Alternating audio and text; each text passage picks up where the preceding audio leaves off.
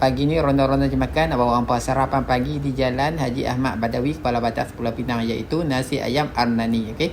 Dekat sini dia menyediakan masakan panas. Jadi jom aku nak payung kat hampa menu yang ada dekat nasi ayam Arnani ni. Pagi-pagi kalau hampa nak sarapan pagi yang banyak menu pilihan makanan, ni salah satu kedai yang aku recommend kat hampa, iaitu nasi ayam Arnani. Okey, kat sini pagi-pagi dah ada masakan panas, mi goreng, kotiau goreng, nasi ayam, bihun sup, roti jala.